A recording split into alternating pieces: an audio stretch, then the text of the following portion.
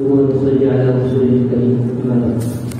باب قولنا ونضع الموازين القسط ليوم القيامه وان الاعمال بني ادم وقولهم يوزن. وقال مجاهد القسطاس العدل بالكليه القسط مثل المفسد وهو العدل واما القاسط وهو الجائز.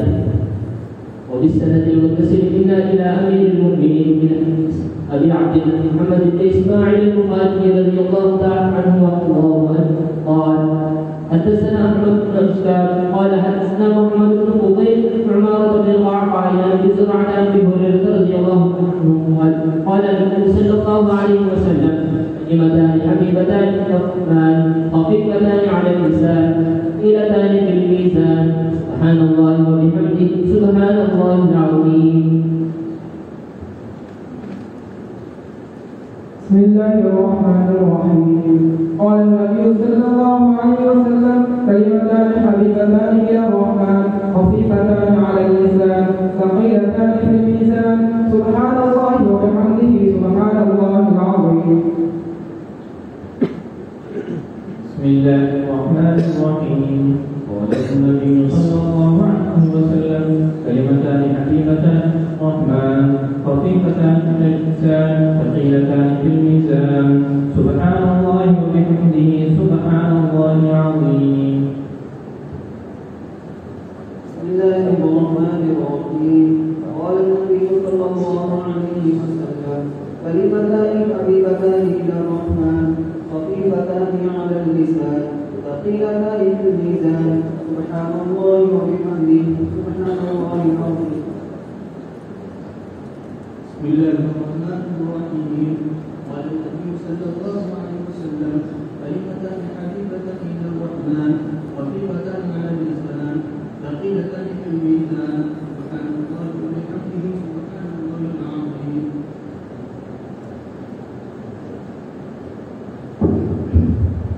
بسم الله الرحمن الرحيم. قال النبي صلى الله عليه وسلم كلمتان حبيبتان الى الرحمن خفيفتان على اللسان ثقيلتان في الميزان سبحان الله وبحمده سبحان الله العظيم. قال النبي صلى الله عليه وسلم كلمتان حبيبتان الى الرحمن خفيفتان على اللسان ثقيلتان في الميزان سبحان الله وبحمده سبحان الله العظيم. بسم الله الرحمن الرحيم. قال النبي صلى الله عليه وسلم كلمتان حبيبتان الى الرحمن خفيفتان على اللسان ثقيلتان في الميزان سبحان الله وبحمده سبحان الله العظيم. قال النبي صلى الله عليه وسلم كلمتان حبيبتان الى الرحمن خفيفتان على اللسان ثقيلتان في الميزان سبحان الله وبحمده سبحان الله العظيم. بسم الله الرحمن الرحيم. قال النبي صلى الله عليه وسلم كلمتان حبيبتان الى الرحمن خفيفتان على اللسان ثقيلتان في الميزان سبحان الله وبحمده سبحان الله العظيم. بسم الله الرحمن الرحيم. قال النبي صلى الله عليه وسلم كلمتان حبيبتان الى الرحمن خفيفتان على اللسان ثقيلتان في الميزان سبحان الله وبحمده سبحان الله العظيم. بسم الله الرحمن الرحيم.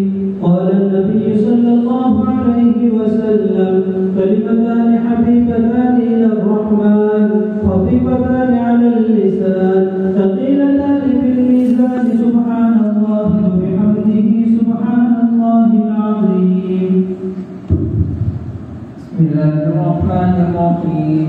قال النبي صلى الله عليه وسلم كلمتان حبيبتان إلى الرحمن خفيفتان على اللسان ثقيلتان في الميزان سبحان الله وبحمده سبحان الله العظيم.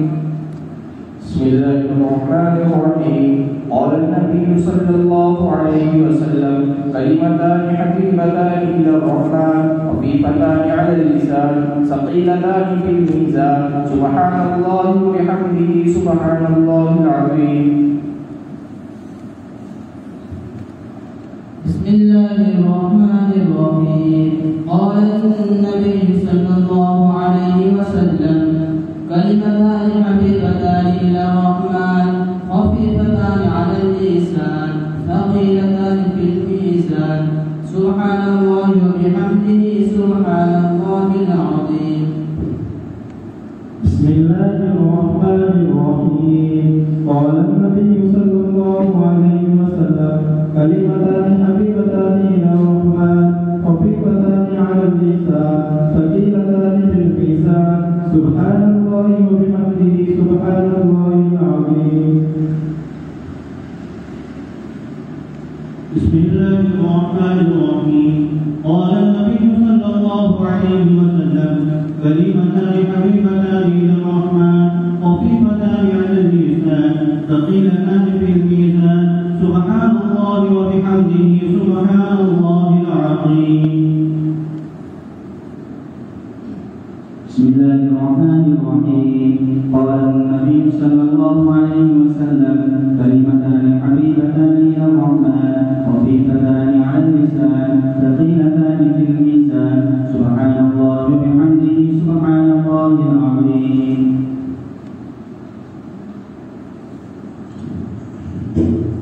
بسم الله الرحمن الرحيم. الحمد لله رب العالمين والصلاة والسلام على سيدنا المرسلين وعلى آله وصحبه أجمعين. أما بعد. बुखारी शरीफ की साथी रिवायत के पढ़ने का अवलाद मुशर्रफ हासिल किया है और इसी मुनासबत से हम लोग खत्म बुखारी शरीफ की मजलिस में इसको मौसूल करते हैं और ये बुखारी शरीफ हदीस की तमाम किताबों में इत्तिबा सबसे सही तरीन किताब है। वैसे तो हदीस नबी करीम सल्लल्लाहु अलैहि वसल्लम की बातें जो आपसे साबित है तो सही के दर्जे में सुन्नत के अहवाल से उसका कोई कमी पेशी का सवाल नहीं है, लेकिन वो चूँकि रिजाल के तवस्सुस से सनदों से हम तक पहुँचती है तो सनदों के मयार के अहवाल से फिर वे सीरत के तफावत होता है। इसमें इमाम बुखारी रज़ियल्लाहु अन्हु का मयार क्योंकि सबसे आला है, शराइत काफी कड़े हैं बुखारी शरीफ में खुसूसन, इसीलिए इसको जो है उम्मत ने असहुल कुतुब अल किताबिल्लाह का तब्दील और हमारा इल्म तवक्का से वाकिफ इमाम बुखारी रहमतुल्लाह अलैह ने अपनी किताब के इन आखिरी अबवाब में उस वक्त अकाईद के एतबार से खुद उम्मत मुस्लिमा के अंदर और अपने आप को मुसलमान समझने और कहने वाले लोगों की तरफ से जो बात गलत नजरिया आ रहे थे, गलत अकाईद आ रहे थे, उसकी तरदीद पर जो खास तौर पर जोर दिया और आखिरी जो जरी उन्वान है हमारा किताब तौहीद का उन्वान तो लिहाजा उस सिलसिले में अहले सुन्नत वल जमात के एतबार से ज़्यादा सही मौक़िफ़ क्या है और सामने वाले बातिल मौक़िफ़ की तरदीद करते हुए उन्होंने अबवाब को पेश किए। इससे एक बात तो हमारे समझ में आती है कि जब भी इस तरीके के भी इस्लाम पर हमले हो, चाहे अंदर से हो या बाहर से हो, और हक़ के खिलाफ जो भी आवाज़ उठे बिल्कुल पुरज़ोर अंदाज में मुदल्लल अंदाज में उसकी तरदीद करना, ये भी उम्मत की जिम्मेदारी दाखिल। दुनिया है हम वो बातिल एक दूसरे से हमेशा यहाँ पर जो है टकराते रहेंगे। ये आखिरत फैसले की जगह कि हक एक तरफ जन्नत में और बातिल एक तरफ जहन्नम में पहुँच जाए वो घड़ी नहीं है, ये तो आजमाइश और इम्तिहान का मरहला है और हम वो बातिल फिर जुमला हमेशा एक दूसरे के साथ जो है दस्तगीबान को नजर आएगा। इसलिए जिस वक्त जिस तरीके के भी फितने उठेंगे इस्लाम के खिलाफ, चाहे अंदरों से या गैरों से हो, उसका दिफा करना इस्लाम की तरफ से, उसकी तरदीद करना, उसका रद्द करना, ये भी उम्मत की अहम जिम्मेदारी है। اور امت کے جیالوں نے ہمیشہ جو ہے اس خدمت کا انجام دیا ہے، اور جس طریقے سے سیف السنان کے ذریعے جہاد ہوتا ہے، اسلام کے اعلاء کی کوشش ہوتی ہے، اسی طریقے سے قلم اور لسان کے ذریعے یہ خدمت میں انجام دی جاتی ہے۔ اور حضور اکرم صلی اللہ علیہ وسلم کے زمانے میں جو لوگ اشعار میں اسلام کو اور آپ کے خلاف زہر اگل ہیں، ان کا بزرگ دفاع کو کرنے کے لیے حسان اور عبداللہ بن رواحہ وغیرہ جیسے شعراء صحابہ جو ہے رضوان اللہ اجمعین ہمارے سامنے آتے ہیں۔ خطبے کے اعتبار سے، نثر کے اعتبار سے حضرت ثابت بن قیس رضی اللہ عنہ ایسی شخصیت ہے۔ تو وقت مسیلمہ جب آپ کے پاس آیا اور قرآن بھانگ رہا ہے تو آپ نے بہت جانا مختصر انداز اس کو جو کہنا تھا کہہ دیا، بہت لمبی چوڑی بات کرنے کے لیے آپ کے پاس اتنا وقت نہیں ہے، لیکن آپ نے کہا کہ یہ ثابت ہے، یہ آپ کو مزید کیا بات کرنا ہے کہ وہ آپ کا جواب دیں گے۔ تو بہرحال جہاں پر جیسی ضرورت پڑے گی ویسے جو قدم اٹھائے جائیں گے، تو جیسے مثبت پہلو جو براہ راست مقصود ہے، مطلوب ہے، اسی کے ساتھ جہاں ضرورت پڑے گی منفی پہلو کو بھی اختیار کیا جائے۔ آپ جانتے ہیں کہ حدیبیہ کے عمرۃ القضا کے موقع پر عبداللہ بن رواحہ رضی اللہ عنہ صلی اللہ علیہ وسلم کے آگے آگے اشعار پڑھتے ہیں۔ حضرت عمر اشعار کے سلسلے میں تھوڑا سخت موقف رکھتے ہیں اور ڈانٹ رہے کہ آپ اللہ کے حرم میں رسول صلی اللہ علیہ وسلم کے سامنے اشعار پڑھ رہے ہیں، لیکن آپ نے ان کو ڈانٹ دیا، ان کو روک دیا اور کہا کہ اس وقت یہ اشعار جو ہے کفاروں کے حق میں، دشمنان اسلام کے حق میں تیر سے بھی زیادہ مؤثر ثابت ہو گئے۔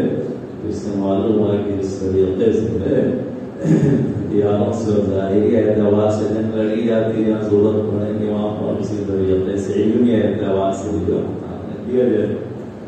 لیکن کسی چیز کی تردید کے سلسلے میں ہم کو چاہیے کہ اعتدال سے کام لیں، تردید میں اتنا آگے نہ بڑھ جائے کہ ہم خود بھی جو غلطی میں پڑ جائیں۔ اس کے مطلب ہم دیکھتے ہیں کسی غلط میں آدمی اپنے اعتدال سے آگے بڑھ جاتا ہے۔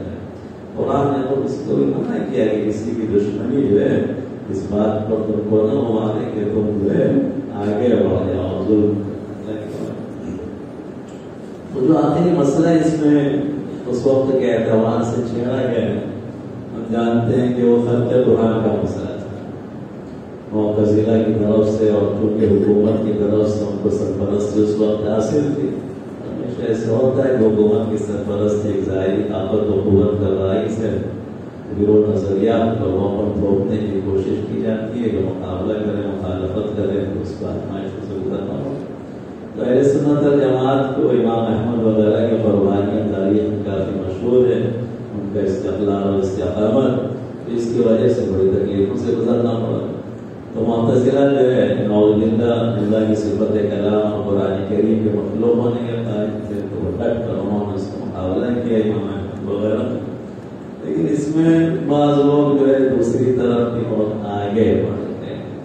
اللہ کا کلام اللہ کی صفت کی حد تک تو ٹھیک ہے، اس کے خلق کی نفی کرنا، لیکن انہوں نے آگے بڑھ کر ہمارا تلاوت کرنا، ہمارا قرآن کریم کو صفحات پر لکھنا، اس کو بھی جو ہے غیر مخلوق کہنا شروع کر دیا۔ تو بالکل بدعت جو ہے سب کے مطابق تو بات تھی نہیں۔ یہ اور بات ہے کہ امام احمد رحمۃ اللہ علیہ نے بہت واضح الفاظ اس طریقے کے مسائل کو بیان کرنا جو ہے چونکہ اس سے بدعتیوں کو تقویت اور رہنا حاصل ہو جائے گا منع کیا، لیکن اس کا مطلب نہیں تھا کہ وہ اس کے قائل تھے۔ تو بہرحال دوسری طرف جو ہے انکار کرنے میں، رد کرنے میں بھی لوگ اعتدال سے آگے نکل گئے۔ اس لیے پھر امام غزالی کو آخری اوقات میں خصوصاً بہت پرزور انداز ہم جانتے ہیں اس کی تردید کرنا پڑی ہے، اور یہ تردید جو ہے ان کے لیے زندگی میں ان کے آخری اوقات میں کافی بہرحال آزمائش کا سامان بن ایک طریقے سے، حتیٰ کہ آخر میں پھر انہوں نے اللہ سے دعا کر لی کہ اللہ باوجود ساری وسعتوں کے روئے زمین آپ کی میرے اوپر تنگ ہو چکی ہے، بیمار رحمت اللہ علیہ بیمار رحمت، اس لیے انہوں نے عافیت سے اٹھا ہے۔ اس دعا کے چند ایام کے بعد کو اپنی کامیاب میں بدل دیا۔ یہ دونوں باتیں ہم کو اس سے سبق حاصل ہو۔ ایک تو یہ ہے کہ جب بھی کوئی بھی غلط بات سامنے آئے اسلام کے خلاف تو اس کی بزرگ دلائل کی روشنی میں گھر کو تردید کرنا، ہر بات کو ڈنڈے کی چوٹ پر واضح کرنا، لیکن اس تردید میں ہم حد اعتدال سے آگے بڑھ کر خود بھی غلطی میں گرفتار ہو جائے یہ تو بڑی حماقت کی بات ہوگی، اس سے جو ہے احتیاط بھی برتنا ہے۔ اس سلسلے میں جو آخری عنوان امام بخاری رحمہ اللہ ہے اس میں حضرت نے خود آیتی قربان بنایا، اور جو ان کے کتاب التوحید کے اکثر عناوین کا یہی حال ہے کہ وہ یا تو آیت کو عنوان بناتے ہیں کم سے کم تائید میں آیت بھی پیش کرتے ہیں، اس لیے کہ مسئلہ چونکہ عقائد کا ہے تو بعض میں انکار کرنے والے، اختلاف کرنے والے خبر واحد کہہ کر گویا تھوڑا اس کو غیر معتبر کہنے کی کوشش، تو اسی لیے حضرت گویا آیتوں کو پیش کر کے بتلانا چاہتے ہیں کہ ان چیزوں کا انکار کرنے والا بیک وقت حدیث اور قرآن دونوں کا انکار کرتا ہے۔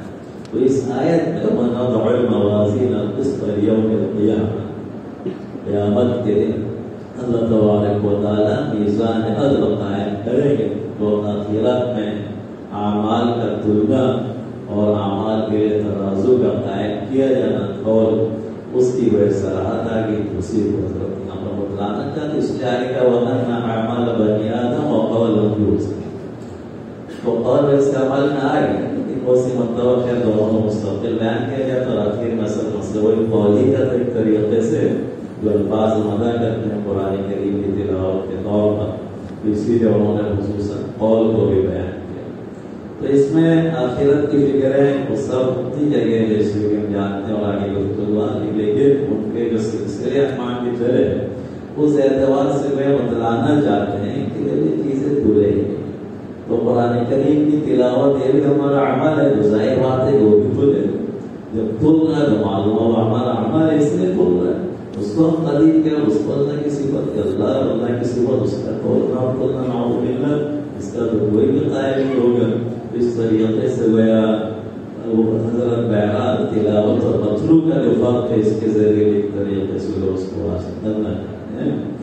تو یہاں پر حضرت نے بتلایا کہ بندوں کے اعمال آخرت میں جڑیں گے، لیکن اس میں بھی ہم جانتے ہیں وہی فرقہ معتزلہ اور جو ان کے ہمنوا تھے انہوں نے خاص طور پر اختلاف کیا، مخالفت کی، اس کے مقابلے میں پہلے سنت ترجمہ تقریباً اتباع یہ اپنے ظاہر پر ہے اور اللہ اپنی شان کے مطابق آخرت میں بندوں کے اعمال کو تولے گا۔ لیکن آئندہ چل کر ہوا ہے کہ بہت سے دیگر علوم جو ہے یونانی علوم فلسفہ وغیرہ اس کے ترجمے ہوئے، اس سے لوگ ہونا شروع ہوئے، تو بہت سے لوگ ایسے ہوتے ہیں کہ اسی کوئی نئی چیز آئی تو بڑی جلدی اس کو دل سے لگا کہ اس کی برتری کے لیے آئے وقت اس کی بلانے اختیار کر لیں۔ وہاں بھی تھوڑا فلسفوں سے بہت سے لوگ کافی متاثر ہوئے اور کافی جو ہے اپنے آپ کو عقلمند سمجھتے ہوئے ہر چیز کو شریعت کے جو ہے اپنے عقلی ترازو میں تولنا ہونے شروع ہوئے۔ حالانکہ ایسا نہیں، اللہ تبارک و تعالیٰ نے ہم کو یہ ساری قوتیں دی ہے، اس کی اپنے حد رکھی گئی، اس کا اپنا ایک دائرہ ہے۔ اگر آپ کو اللہ نے آنکھیں دیے تو اس کا دائرہ ہم جانتے ہیں، دیکھنے کے تعلق سے، کان دیے تو سننے کے تعلق سے اس کا دائرہ، ایسے ہی عقل جو ہے اللہ تبارک و تعالیٰ نے دی یقیناً، اور اس کو ہم کو کام میں لانا ہے۔ شریعت کا خود جو ہے بار بار قرآن کریم نے دلائل پیش کر کے جو ہے عقل کو وہ دعوت دی ہے، دعوت فکر دی ہے، دعوت تدبر دی ہے، لیکن اس کا اپنا ایک دائرہ ہے، مختلف جو احساسات ہے اس کی روشنی میں جو بات محسوس کرتا ہے، مزید عقل اسی کو سامنے رکھ کے آگے بڑھ سکتا ہے۔ لیکن ظاہر بات ہے کہ اخروی امور، عالم غیب کے امور یہ عقلی پرواز سے بالا تر امور ہے، تو وہاں محض اپنے عقل کے گھوڑے دوڑانے کی کوشش کریں اور کہ ہمارے عقل میں نہیں ہے، ہماری عقل تو بہت محدود ہے، اتنی محدود ہے کہ وہ دنیا کی بہت سی چیزیں جو جس لائن میں ہے اس لائن کی تو کوئی بات اس کی کھوپڑی میں آ جائے گی، جس لائن سے اس کا تعلق نہیں ہے تو اس کی کھوپڑی میں وہ باتیں نہیں آتی۔ اس مادی دنیا کے مخلوق کی پیدا کی، مخلوق کی بنائی کی جو چیزیں ہوتی ہے، صنعتیں ہوتی ہے، اللہ تبارک و تعالیٰ کے معاملے اور آخرت کے امور میں عقلی دوڑ دوڑانے لگے، کوئی عقل مندی کی بات نہیں۔ بعد میں یہ سوچے گا کہ کیا پھر خلاف عقل بات کی ہے تو کیا اس کو مان نہیں کیا؟ تو نعوذ باللہ شریعت کبھی کوئی خلاف عقل بات ہمارے سامنے نہیں رکھے گی. یہ ہے کہ ہماری عقل سے بھی ورا بات ہوگی، وہاں تک ہماری عقل کی تنہا پہنچ نہیں ہوگی. اور یہ شریعت تو آپ کے عقل کو دعوت فکر اور تدبر دے کر جو ہے توحید اور اللہ کے وجود کے دلائل پیش کر رہی ہے. یہ قرآن کریم پورا دیکھ رہے ہیں، کائنات کے مختلف جو مظاہر ہے اس سے بڑا بڑا ہوا ہے.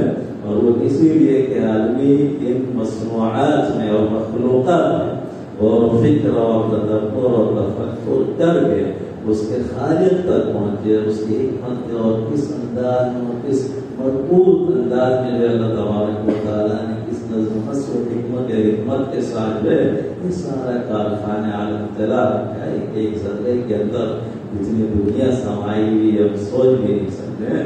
روز بروز تحقیقات کے اعتبار سے باتیں جو سامنے آتی ہیں. ایک تو قدیم عقلی دور تھا، اس سے کوئی ٹھکانا رہا نہیں. بہت سی چیزیں اس وقت جو سمجھ رہے تھے کہ عقل کے خلاف آج کے سائنس کے دور میں اس سے بھی عقل کے خلاف نہیں رہی. لیکن آج بھی سائنس کے اعتبار سے بہت سی باتیں تحقیقات ایسے سامنے آتی ہے کہ بعض لوگ تھوڑا کبھی اس سے مغلوب اور متاثر ہو جاتے ہیں، نہ ویسا سے کمتری میں مبتلا ہو جاتے ہیں. دیکھیے ہمارا قرآن مجید اور اللہ کا کلام یہ اس ذات کا اور اس ہستی کا اتارا ہوا کلام ہے جو ساری کائنات کے خود پیدا کرنے والے ہیں.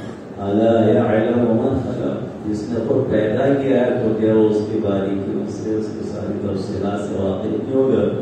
اس لیے کبھی بھی قرآن کریم کی کوئی بات یا معتبر اور ثابت حدیث کی کوئی بات کسی بھی سائنس سے اور مادی تحقیق سے ٹکرا نہیں سکتی.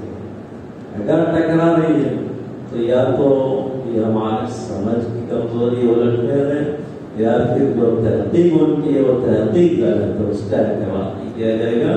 اللہ کی بات اور اللہ کے رسول کی بات میں کبھی ذرہ برابر غلط نہیں ہو سکتی ہے. اور بہت سی مرتبہ جب نئی نئی تحقیق اور نئے نظریات سامنے قرآن کریم سے اس کی تائید ہوتی ہے تو ہر ایک کا اپنا انداز ہوتا ہے خیر قرآن کریم کے اور اسلام کی خدمت کرنے کا. تو لوگ اس کے ساتھ جو ہے اس کے جوڑ کو پیش کرتے ہیں، اس کو قرآن کی تعلیم ثابت کرنا چاہتے ہیں. تو کسی سائنسی تحقیق کی بنیاد پر ہم قرآن کو ہم سمجھنا شروع کرتے ہیں نعوذ باللہ. تو یہ ہمارے ایمان کی اور قرآن کے اوپر جو ہمارا یقین ہونا چاہیے اس کی کمزوری پر بات کرے گا. ایک مرتبہ اپنے عقل کے ذریعے اور اللہ کے پیش کیے گئے دلائل کی روشنی میں اللہ کی توحید کو، آپ صلی اللہ علیہ وسلم کی رسالت کو، اس کی صداقت کو جان لیا. اس کے بعد پھر جو ہے ہمارے عقل کو ہم حقیقت دیکھا جائے تو الگ رکھنا ہے. جب اللہ رسول تک پہنچ گئے تو اللہ رسول کے ہر بات کو اس لیے ماننا ہے کہ اللہ رسول کی بات ہے، اور پھر مزید ہم کو اپنی گھوڑے دوڑانے کی کوئی ضرورت نہیں ہے.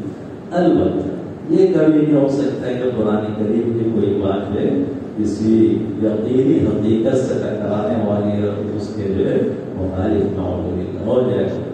اور قرآن کا حقیقت ہم کو فلکیات یہ اسی طریقے سے دیگر جو غیرات فرعیات وغیرہ کے علوم ہیں اس کا درس دینا اور سکھانے کے لیے اس کے لیے تو اللہ نے انسان کو عقل دی ہے اور اس کو خود وقت کے اعتبار سے سجا دیا ہے کہ کیسے ترقی کرے، اس کو کیا کرے. یہ تو مسئلہ میں کتاب ہدایت ہے، ہدی للمتقین، کئی اس کو ہدایت کا یا بینات فرقان کا، فرقان سے تعبیر کیا، ذکر قرار دیا، اس کو کہ معاہدہ قرار دیا اور مہمین ساری کتابوں میں. تو یہ معلوم ہوا اصل میں ہدایت کا سرچشمہ اصل مقصد ہوئی.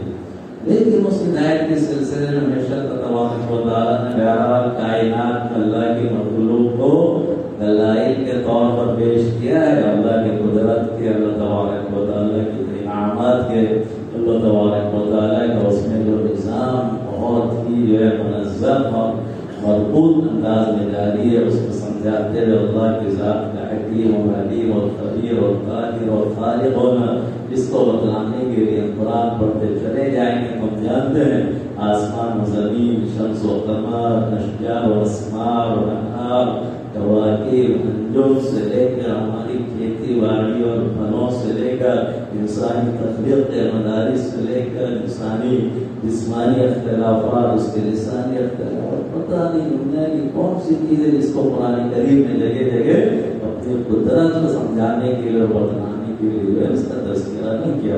قرآن پڑھتے ہیں تو ایسا نہیں ہے کہ قرآن کریم اور دین جو ہے آپ کو قتل سے ہٹ کر خاموشی کے ساتھ کچھ بھی کہا جائے اس کو ماننے کی تعلیم. یہ تو باطل مذاہب کا انداز ہے کہ دیومالائی واقعات اور قصے کہنا یہ تو بس آپ اپنا اس میں ڈوبتے رہے اس وقت. یہاں تو بالکل دلیل کے ساتھ اسی لیے بتایا قرآن کی جگہ کہنے کہ باتوں کو کون سمجھیں گا عالمون. کبھی ہمارے قتل کو دعوت دی جاتی ہے، دعوت تعقل دیا جاتا ہے اور اس طریقے سے خود جہنمی آخرت میں کہیں گے کہ لو كنا نسمع نعقل، سمجھ ہوتے ہمارے اندر تو جہنم میں آنے کی معلوم کہ ہوا کہ صحیح عقل اور صحیح فکر اگر ہے تو وہ سیدھے انسان کو توحید کے راستے پہ لے کے جائے گی. لیکن دیکھیے بہت سے سائنسی صرف نظریات ہوتے ہیں، اس کی اپنی کوئی حقیقت نہیں ہوتی. بعض مشاہدات جو ظاہر ہے اس کو سامنے رکھ کر وہ لوگ اپنا ایک نظریہ قائم کر، اس نظریے کی کوئی حقیقت نہیں. ہمیشہ نظریات ان کے خود بدلتے رہتے ہیں. یا تو نظریات کی بنیاد پر ہم نعوذ باللہ قرآن کی تفسیر کرنے چلے گے مطابقت ڈھونڈنے، تو کل وہ نظریہ بدل گیا تو کیا اس کو بدل دیں گے. نعوذ باللہ یہ بالکل غلط طریقہ. ہاں وہ بالکل ٹھوس حقائق اور حقیقتاً ٹھوس حقائق ہونا چاہیے تب جا کے ہوگا. اس میں تو ٹھیک ہے جناب کہ قرآن کے بالکل مطابق ہوگا اور اس سے مزید گویا اس کے حق ہونے کی تائید ہو جائے گی. کہہ سکتے ہیں اب حضرات کو بھی عبارت پڑھنے کا شوق ہونا تو آخری روایت پڑھ دی بولے مطالعہ نہیں کیا ہوگا 71 سال بعد سنتے رہتے ہیں. تو یہ بھی کمال کی بات ہے ماشاءاللہ کہ بخاری شریف کے ختم کے لیے اور دستار بندی کے لیے کبھی اس نے دستار زوجیت سے اپنے آپ کو جو ہے مشبہ کیا ہے. توبہ بھائی دوسرے دن ہم پہنچ گئے جو علم اور دستار فضیلت اور بخاری کے شوق پر دلالت کر رہا ہے. جی بسم اللہ الرحمن الرحیم. محمد صلی اللہ علیہ وسلم قال علیہ وسلم کلمتان حبیبتان الی الرحمن خفیفتان علی اللسان ثقیلتان فی المیزان سبحان اللہ وبحمدہ العظیم. بسم اللہ الرحمن الرحیم. نحمده ونصلی علی رسولہ الکریم. اما بعد قال النبی صلی اللہ علیہ وسلم بسم اللہ الرحمن الرحیم. قال النبی صلی اللہ علیہ وسلم کلمتان حبیبتان الی الرحمن خفیفتان علی اللسان ثقیلتان فی المیزان سبحان اللہ وبحمدہ سبحان اللہ العظیم. اس سلسلے میں صرف ایک مثال دے کے آگے بڑھ جاتے ہیں. سارے ویسے بہرحال ایسا نہ سمجھے آپ کی ادھر ادھر کی باتیں آپ کہاں لے کے آئے اتنا بخاری شریف کے قدم میں قرآن شریف خود ہم کو دعوت ذکر دے اللہ کی مخلوقات کے اندر غور و فکر کر کے بیان اللہ تک پہنچنے کی اور اس اللہ کے قدرت اللہ کی حکمت کو اور زیادہ سمجھ کر کے اور مضبوطی کے ساتھ آگے بڑھنے کی ترغیب. لیکن اسی میں اگر آدمی الجھ کے رہ جاتا ہے جیسے عام طور پر ہوتا ہے سائنٹسٹوں کا معاملہ تو اس کی اپنی کمزوری ہے بربادی اور دماغ ہے جو اس میں بھی بہرحال صحیح معتدل مزاج ہوتے ہیں تو یہ ماننے بغیر نہیں رہتے ہیں کہ اس کا کوئی نہ کوئی نظام چلانے والا موجود یہ سب خود بخود اور اتفاقی چیز نہیں ہے. اتفاقی خود بخود آدھی کب چائے نہیں بنتی ہے اتنا اس کے لیے ان کو محنت کرنا پڑتا ہے. سارا وسیع والی اس کائنات اتنی بڑی کائنات فی الوقت جو ان لوگوں کی تحقیق سے لوگ آگے بڑھے اربوں مختلف سیاروں ستاروں کے سلسلے میں پاس ہیں. اس اعتبار سے ہماری زمین بلا کسی مبالغے کے پورے سے ہوئے زمین ایک ذرہ نقطے کے برابر ہے. کائنات کی وسعت کا یہ عالم ہے تو برابر آسمان اور آسمان سے اوپر کی کائنات کوئی کیا جانے تو ان چیزوں کے بارے میں یہ کہنا اور اتنا منظم نظام جو چل رہا ہے، کہنا کہ بس خود بخود ہو گیا اور یوں ہو گیا، کیونکہ اس سے بڑی حماقت کیا ہوئی اتنا سارا علم حاصل کرنے کے بعد، اس لائق کا علم حاصل کرنے. تو میں آپ دیکھیے فلکیات کے اعتبار سے ایک دور تھا کہ ان لوگوں کے نزدیک یہ سورج اور ستارے یہ سب جو ہے جیسے دیواروں میں ہم کیل اور میٹ پھونکتے ہیں، اس طریقے سے کہ سب آسمان میں جڑے ہوئے ہیں، آسمان سے متصل ہیں، اور آسمان لے کے جو ہے چکر لگا رہا ہے، گھوم رہا ہے. پھر اس کے بعد نظریہ ان کا جو ہے جناب ان کے نزدیک پورے غلط قرار پایا. تو تم کو بظاہر سے نظر آ رہا ہے کہ سورج چکر لگا رہا ہے، اس کے لیے ظاہر ہے. لیکن پھر نظریہ یہ آیا کہ سورج تو چکر نہیں لگا رہا ہے، وہ تو اپنی جگہ ٹھہرا ہوا ہے، مستقل چکر زمین لگا رہا ہے. یوں بیچارے چکراتے رہتے ہیں، کبھی اس کو چکر میں ڈال دیتے ہیں، کبھی اس کو چکر میں ڈال دیتے ہیں. تو اس کے چکر سے ہم کو یوں لگ رہا ہے کہ سورج چکر ہے، اور وہ چکر جو زمین میں ہوتا ہے. ہمارے علماء اسلام میں ابن عربی محی الدین ابن عربی منصوبی ہیں، وہ بھی پہلے سے زمین کے چکر جو حد کرتے ہیں. پھر وقت بہرحال آگے بڑھ کر عام طور پر ان کا نظریہ یہ ہے کہ چاہے سورج ہو، چاند ہو، دیگر سیارے ستارے ہو، آپ کی زمین ہو، یہ سب کے سب اپنی کہکشاں سمیت جو ہے رواں دواں ہے. کوئی نہ سورج ٹھہرا ہوا ہے، نہ آپ کی زمین، نہ چاند. زمین تو اللہ عالم، زمین ختم ہے لیکن ان کو پتہ نہیں ہے وہ چکر لگا رہی، چکر لگا رہی. لیکن دیگر مخلوقات کے تعلق سے ہمارے بعض بہت سے قریبی مفسرین کا خیال یہ ہے کہ قرآن تو کہہ رہا ہے کل فی فلک یسبحون. تو یہ گویا اگر وہ بات صحیح ہے تو اس کی پوری طریقے سے تائید ہو رہی ہے. ایک اپنے فلک میں تیر رہا ہے، چکر لگا رہا ہے، آسمان میں جڑا ہوا ہے، کہیں جڑا ہوا. قرآن پہلے سے کہہ چکا ہے سورج اپنے مستقر کی طرف کا رواں دوا ہے. وہ قرآنی حقائق اپنی جگہ بالکل قطعی یقینی ہے، اس میں کسی طریقے کے رد و بدل کا سوال. لیکن خیر مفکرین کا خیال ہے کہ بہت زیادہ سائنسی چیزوں سے جوڑنے جائیں گے تو ایسا نہیں کہ وہ تحقیق بدل جائے گا، کمزوری آ جائے گا. تو بہت واضح ٹھوس حقائق ہیں، تو یقیناً ہم جو اس کا جوڑ بتا سکتے اور جوڑ نکلے گا، روز بہت نکل رہا ہے. سنوريهم آياتنا في الآفاق وفي أنفسهم. قرآن نے خود پہلے ہی دعویٰ کر کے سنوريهم کہ آئندہ اس طریقے کے حقائق جو ہے سامنے آتے رہیں گے. ہمیشہ اعجاز قرآن کا ہر پہلو سے جو لفظی معنی کے اعتبار سے نئی نئی چیزیں سامنے آئی ہے، اس سے مزید قرآن کا اسلام کی حقانیت جو ہے مضبوط ہو جائے گی اور جو ہے کھل کے سامنے مضبوط ہے. اور اس لیے بھی ضروری ہے کہ حضور اکرم صلی اللہ علیہ وسلم اور قرآن کریم جو اللہ کے آخری نبی اور آخری کتاب ہے، اس کے بعد کوئی کتاب میں کوئی نیا نبی نہیں آنا ہے. اسی لیے گویا اس میں آخر تک کے لیے جو بھی انقلابات ہے، جرنگیاں ہیں، نئی نئی ترقیات ہیں، اس کا سامان جو بھی ہماری ضرورت ہے زندگی گزارنے کے لیے سارے مسائل کے رکھے ہیں. ضرورت اس لیے جو اس کے گہرائی کو جو ہے اپنے اندر پیدا کر کے اس کو تعریف اس سے جو ہے استفادہ ہے. تو بہرحال تو بتلایا جا رہا ہے کہ بندوں کے اعمال اور اقوال میں اس کا وزن ہوگا. تو یہ اختلاف ان کو اس عقل کی بنیاد پر ہوا کہ جناب یہ وزن ہوگا تو عمل کا تو کوئی ظاہر بات ہے کہ وجود تو ہے نہیں، تو اس کا وزن کیا جائے جس کو نظرات کی اصطلاح نعرض کہا جائے گا.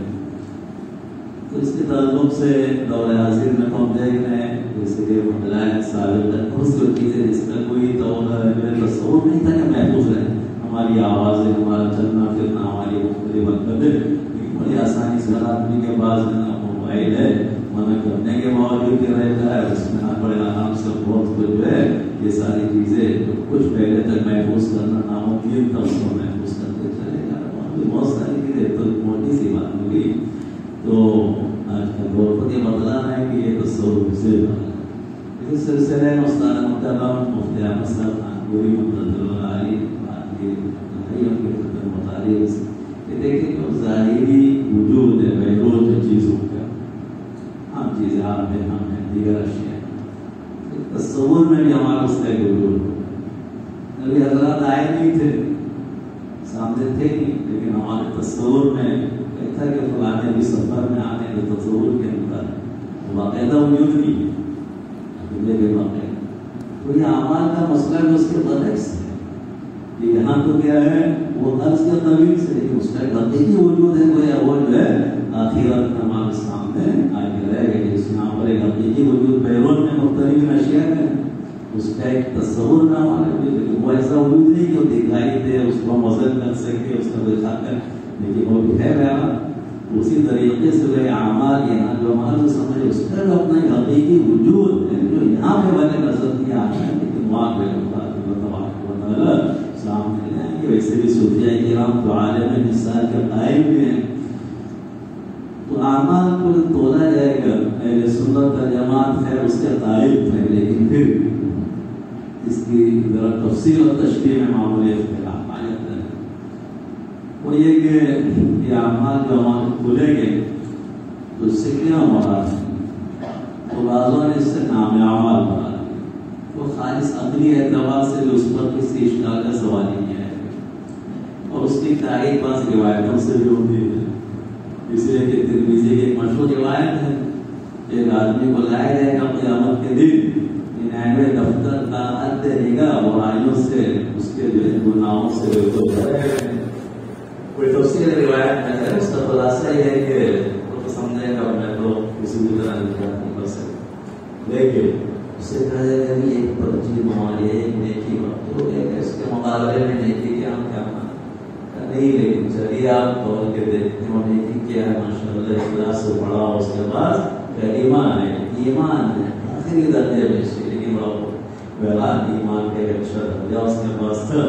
تو کہا کہ وہ پرچی جب رکھ دی گئی نیکیوں کے پردے میں تو وہ پرچی ڈوب گئی، نیکیوں کا پڑھنا ماشاء اللہ سخی ہو گیا. آگے روایت میں آتا ہے کہ اللہ سبحانہ و تعالیٰ کے نام کے ساتھ کوئی اور چیز وزنی ہو نہیں سکتی، لیکن وہ نام اس درجے میں محفوظ بھی ہونا چاہیے، محفوظ بھی رہنا چاہیے. وہاں صاحب نام اعمال کا تذکرہ آئے گا. تو گناہوں کے اور برائیوں کے دفتر ہیں، ان کو وزن کرنے کا تقاضا دیکھا جائے اور اس میں کوئی شکایت کا سوال نہیں. اور بہت سے شاعرین اور مفسرین اس کو ترغیب ہے، لیکن عموماً حافظ ابن حجر رحمۃ اللہ علیہ بہت سے دیگر شاعرین ہیں وہ تو اسی کو ترجیح دے رہے ہیں کہ نہیں جناب سیدھے عمل ہی تولے گا. مطلب ہے کہ وہاں پر جیسے بھی تولے گا عمل کو تولے گا، باقاعدہ اس پہ جسد دیا جائے، جسم دیا جائے، وجود دیا جائے، جو بھی شکل ہو. اس کی بھی تائید روایتوں سے ہوتی ہے. آپ نے پڑھا ہے کہ سورہ بقرہ اور سورہ عمران جو قیامت کے دن آئیں گے کأنہما غمامتان اور بیاضتان، کی روایت جیسے دو بادل ہیں جناب جو صاحبان کی طرح آ جائے گے. یہ اندر آئے گا جب آدمی قبر میں پہنچے گا تو بڑا خوبصورت آدمی اس کے سامنے آئے گا. کون وہاں کہے گا میں تیرا عمل ہوں، نیک عمل. اسی طرح اگر کوئی منافق ہے، فاجر ہے، برا ہے تو کوئی بیانک شکل اس کے سامنے آئے گی، اسی کا مطابق ہوگا اس کا عمل. اس سے معلوم ہوتا ہے کہ عمل جو ہے اس کو ایک خاص تجسد اور جسم دیا جا رہا ہے اور اسی کا وزن کیا جائے گا. اس کے لیے کوئی اشکال کا مسئلہ نہیں ہے. اور خود ہم روایتوں میں پڑھتے ہیں کہ جنتی اور جہنمی اپنی اپنی جگہ پہنچنے کے بعد موت کو لایا جائے گا اور پھر اس کو تباہ کرے گی. کوئی تفصیل روایت ہے تو موت بھی تو یہاں کے اعتبار سے دیکھا جائے تو اس کا اپنا بھی الگ سے وجود کوئی موبی تک عرض ہے جناب وہ نکل گئی، اسی کو ہم نے موت سے تعبیر کرتے ہیں. جو وہاں اس کے بھی لانے کا تذکرہ آ گیا. اور بعض کا خیال ہے کہ جناب اس صاحب عمل کو توڑا جائے گا. زیادہ روایت میں پڑھتے ہیں کہ بہت ہٹا کٹا آدمی لایا جائے گا، لیکن اللہ کے نزدیک اس کا وزن ہے مچھر کے پر کے برابر. تو وہاں معلوم آدمی کا وزن ظاہر پہ معلوم ہو رہا کیا جائے گا، لیکن وہ وزن کا ہمارے ظاہری بدن کے اعتبار سے نہیں ہوگا کہ یہاں اپنے آپ کو موٹا کرنے کی فکر کرنے لگے کہ جناب وہاں جو ہے ہمارا ترازو جو ہے بہت بھاری ہو گیا. سیرے کا موٹا کٹا آئے گا لیکن ایسے عبداللہ بن مسعود رضی اللہ عنہ کے تعلق سے آتا ہے کہ ان کے پیر جو ہے پتلے بندے تھے، پھر مسواک کی ٹہنی نکالنے کے لیے اوپر چڑھے، پیر نظر آئے کسی کو رسی آگے ویسا. اس پر آپ نے کہا کہ یہ پیر جو ہے بہت بڑائی سے زیادہ ضرورت کے میزان میں وزنی ثابت ہوں گے اور کہاں قال صلی اللہ علیہ وسلم. اس پر ظاہر تو مطلب ہے کہ وہ حضرت کوئی تو ہے جو بہت زیادہ وزن ثابت ہوں کہ ایمان قوت اور اعمال صالحہ کے اعتبار سے. یہ تین الگ الگ بہرحال باتیں ہمارے سامنے آتی ہے. یہ سے کوئی ٹکراؤ کی بات تو نہیں ہے. اور اس سلسلے میں ہمارے ابن کثیر مفسر یہ فرماتے ہیں قیامت کا مسئلہ ہے کوئی چھٹیوں کا مسئلہ نہیں ہے. ہمیں معمولی ایئرپورٹ پر کسٹم میں پہنچتے ہیں تو ہم کو مختلف مراحل سے گزرنا پڑتا ہے. کئی مرتبہ جا کے مجھے تو یاد نہیں رہتا کہ کون سا مرحلہ جانا ہوتا ہے.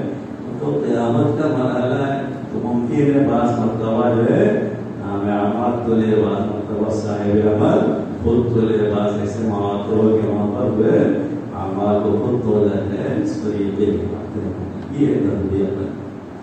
تو دیکھیے علمی اعتبار سے روایتوں کی روشنی میں تفصیلات تو اپنی جگہ ہو سکتا ہے لیکن اس سے ہٹ کر عملی اعتبار سے اصل فکر تو ہم کو کہنے کی ہونی چاہیے کہ ہماری ترازو وزنی کیسے ہو. کبھی صحابہ کرام میں سے کوئی دیہاتی یا بعض آدمی آ کے صلی اللہ علیہ وسلم سے پوچھا جاتا ہے متی الساعہ قیامت کب آئے. آپ کیا جواب دے رہے ہیں قیامت کب آئے گی ما اعددت. اس کے لیے انہوں نے تیاری کیا کی. تو اس کی ضرورت نہیں کہ ہمارے امتحان پھر سے شروع ہونے والا ہے کہ منگل سے شروع. وہ تو ذمہ دار جو بھی ہے ہماری فکر ہونی چاہیے کہ ہم امتحان کی بھرپور ٹھیک ہے.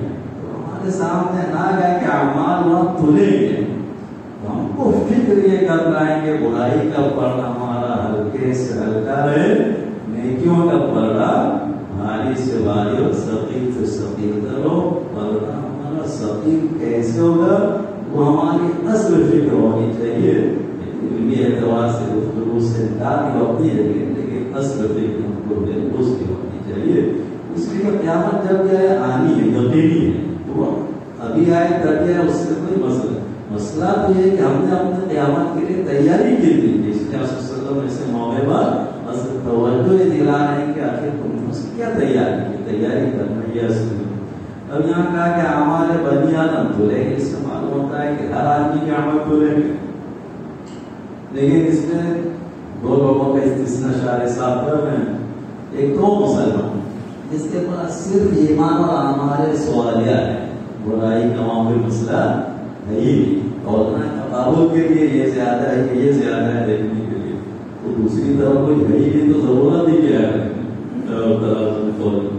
تو کوئی 70,000 اس طریقے کے دیگر وزرات جو بلا حساب کتاب چلے جائیں گے جو ہے پورے سراج سے بڑی تیز رفتاری سے جن کے گزرنے کا تذکرہ آئے گا کہ یہ سب مستثنا ہے. یہ سب جو ہے وزن میں شامل ہوں گے ماشاء اللہ اس کو بغیر ہی نکل لیں. دوسرا کا نعوذ باللہ وہ کافر جس کے پاس صرف کفر اور برائیاں ظاہراً میں نیکی کی کوئی شکل موجود نہیں. اس کے لیے بھی گویا تقابل کو بھی مسئلہ ہی نہیں ہے کہ جب ترازو میں رکھنے کی ضرورت اس کی جگہ فیصلہ ہو جائے گا. باقی جو عام مسلمان ہیں جن کے نام اعمال میں اور جن کے حصے میں نیکیاں بھی ہے برائیاں بھی ہے ان کے لیے تو گویا کہ اس طریقے سے جڑنے کا مسئلہ ہے. لیکن کافروں کے لیے نہیں کہتے دیگر کافروں کے لیے تو فلاں موقع قیامت کی وزنہ. اور ابھی جو روایت آپ نے سنی کہ ہٹا کٹا نیائے کا معمولی قدر و قیمت کی جناب اچھا قیمت اس کو سامنے رکھتے ہوئے ایک توقع اس طرح کیا کہ کافروں کا سرے سے وزن ہوگا ہی اس لیے کہ کفر کے ساتھ کسی بھی عمل کا معتبر ہونے کا سوال ہی کے سامنے جو رکھا جائے. لیکن پھر بھی زیادہ راجع بات حافظ ابن حجر رحمۃ اللہ علیہ وغیرہ کے نزدیک ہے کہ عام کافروں کے اعمال میں بھی وزن ہوگا. اس کی تائید قرآن کی آیت سے بھی ہوتی ہے. لہذا سورہ مومنین میں اللہ تبارک و تعالیٰ نے سورہ مومنون میں جو ہے جن لوگوں کے ترازو اور کے ہلکے اور خفت موازین ہوں ان کے تعلق سے بتلایا کہ فی جہنم خالدون. تو یہ کسی درجے میں خلود کی وہاں تعریف کر بھی لے بالکل. تو آگے چل کر ان کا قصور یہ بتلایا جا رہا ہے کہ اللہ کے آیات ان کے سامنے تلاوت کی جاتی تھی لیکن کا فکر تم دیا تو کر بھی ہو. تم لوگ تقسیم کیا کرتے تھے اس سے معلوم ہے کہ آیت کی تفسیر کرنے والا کون ہے؟ کافی لوگ ان کے لیے خبر موازن کا لفظ آتا ہے. اس سے معلوم ہے کہ ان کے بھی جو ہے اعمال کھلے ہیں. باقی ظاہر ہے دعوت سے کچھ نیکیوں کی شکلیں ان کی ہو سکتی ہیں. صلہ رحمی ہے، خیرات ہے، کسی کے ساتھ سلوک کرنا. تو جو کفر کے علاوہ برائیاں ہیں ان کے مقابلے میں گویا اس میں انشاءاللہ اس کی وجہ سے تخفیف ہو جائے گی. نفس کفر کا جو گناہ ہے اس میں کسی طریقے سے اللہ تخفیف کا جو ہے سوال ہے نہیں ہوگا. آگے بتلانا کہ امام مجاہد کہہ رہے ہیں قسطاس کے رومی زبان عدل کے معنی ہے. تو اصل میں قسط کا لفظ آیا ہے. امام غزالی رحمۃ اللہ علیہ پھر بات سے بات نکالتے رہتے ہیں تو الفاظ اس طرح آ جاتے ہیں تو اس سے ملتے جلتے الفاظ جو قرآن کریم میں جب اس کی وضاحت کرتے ہیں. اس لیے انہوں نے جو کہ قرآن کریم میں قسطاس سے مستقیم کا تذکرہ ہے اس کی وضاحت کی. لیکن یہاں وہ کہہ رہے ہیں رومی زبان ہے.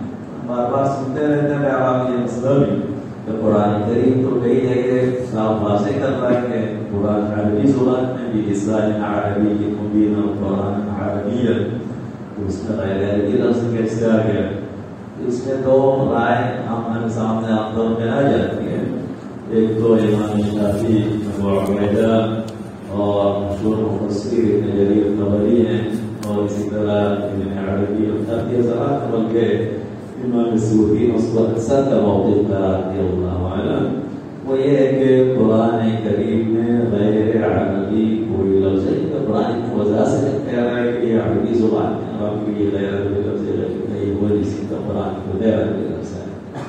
لیکن اصل عربی زبان جو ہے بہت ہی وسیع ہے. اوسع اللغات اس پر ہمارے ذرا قرار ہے تو اپنے رسالے امام شافعی رحمۃ اللہ علیہ وہاں نے کسی بھی زبان پر جو ہے ایک نبی اور رسول کے علاوہ کوئی پوری طرح حاوی نہیں ہوتا. سارے الفاظ میں کسی کو معلوم نہیں ہوتے. اس لیے غیر بازوں نے اس طریقے سے کہہ دیا اللہ عالم.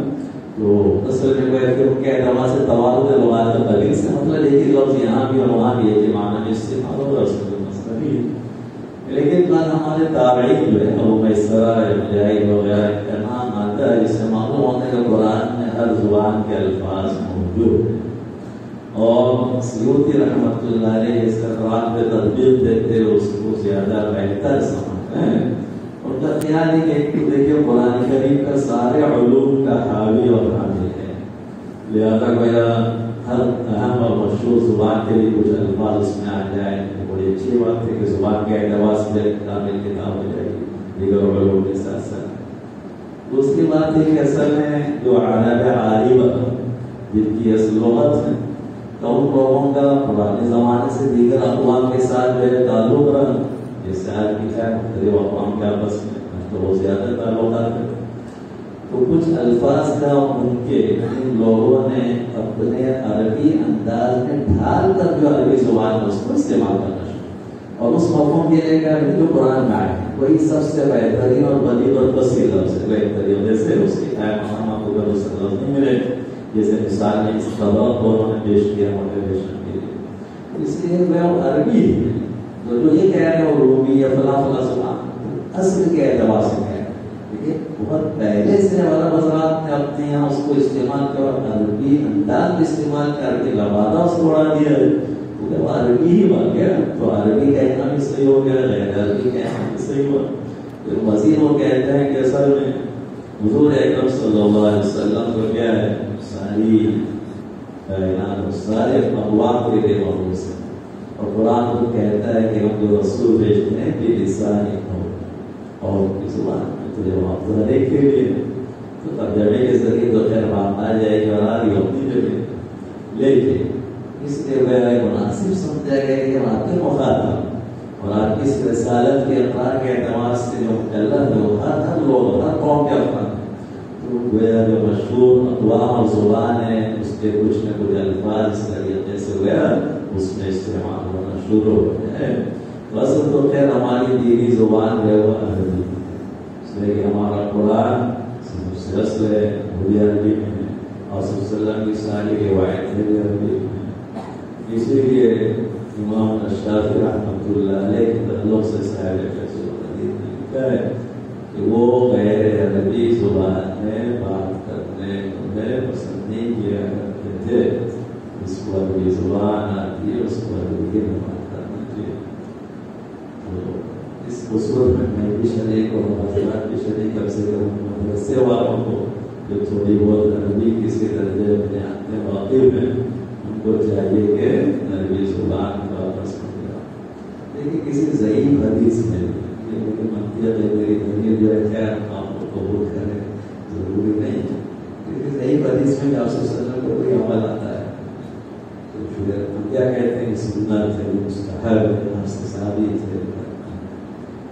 عربی میں تو آپ نے زندگی بھر کلام کیا. اب تک کوئی دن ایسا نہیں گزرا ہوگا جس دن آپ نے عربی زبان میں کلام کیا. سارے صحابہ نے زبان میں کلام کیا. ہماری قرآن ہمارا قرآن ہماری حدیث عام طور پہ ابتدائی دی ساری کتابیں زبان میں کتنی آئی ہونی چاہیے.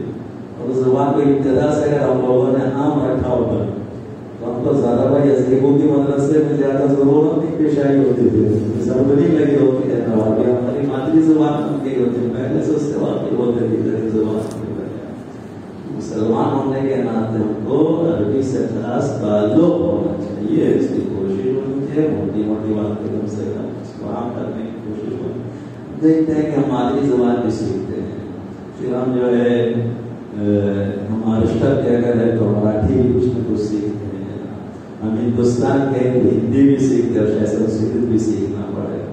اور پھر انگلش کو تو بڑی فضیلت حاصل ہے جناب. وہ بھی زبان اس کو سمجھتے ہیں کہ صحیح نہیں بہرحال تو وہ بھی سیکھتے ہیں 10 سال.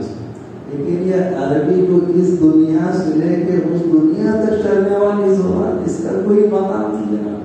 اس کو چھوڑ کے ہم کہتے ہیں کہ ہمارا خطبہ بھی اردو میں ہونا چاہیے ہماری فلاں بھی اردو میں ہونا چاہیے. اللہ کے بندو اس کو ادھر لانے کے بجائے آپ ادھر جائیے.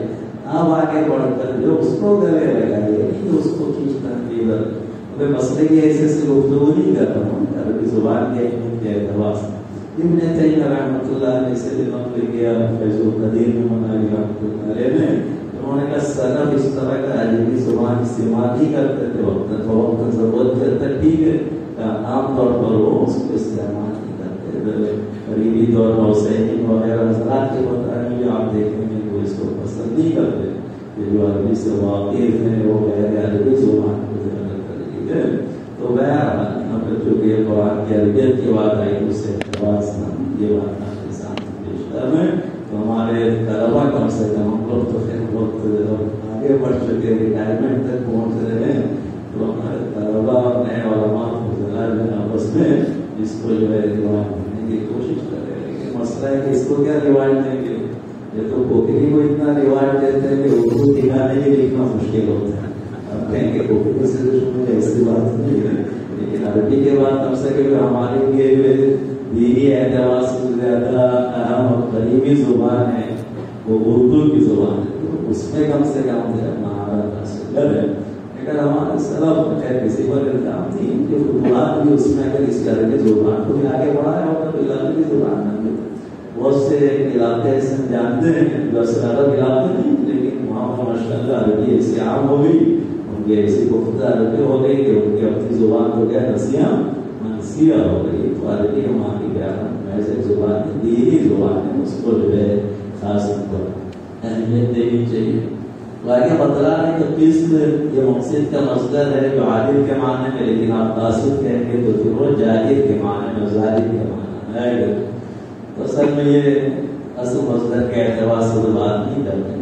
آپ جانتے ہیں کہ سادہ ہے کہ یہ زوائد کو محسوس کر کے بات کر رہے ہیں اور دونوں مفہوم اس کا لے آئے ہیں ہم یہاں پر.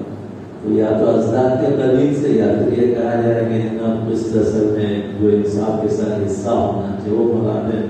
لہٰذا مقصد جب کہیں گے تو کہ سامنے والے کا حصہ انصاف کے ساتھ ہے اور اس سے مقصد ہے ان اللہ یحب المقصدین. اور اصل کہیں گے تو سامنے والے کا حصہ ہڑا ہو جائے نا معاف ہے نا جو ظلم ہو جائے کہ اس لیے وہاں قاصد کو نفرتان ملی جائے نا محبت اس لیے قاصد بہت جائے. اس کے بعد ہم آتے ہیں روایت کی طرف. تو دیکھیے روایت بخاری شریف میں امام بخاری نے اور مقامات میں ہر جگہ حضرت کے شیخ الگ مطلب اس کے آگے تو کسی بھی معتبر روایت میں آپ دیکھیں گے تو پوری ایک ہی سند میں کہ محمد بن فضیل سے دیکھے تو ابو ہریرہ تک تو روایت کوئی غریب ہے جیسے کہ کئی روایت غریب ہے، لیکن غالباً خاص اس کا یہاں انتخاب کرنا ہمارے اساتذہ کرام فرمائیں کہ احمد سے نام شروع ہونا ہے، جیسے انما الاعمال بالنیات کی روایت کئی جگہ انہوں نے پیش کی، مختلف شروع سے پیش کی، لیکن سب سے پہلے جو پیش کیا تو حمیدی کے حوالے سے پیش کیا، اس لیے ایک تو حمد سے مشتق بھی ہے اور حمیدی کون ہے؟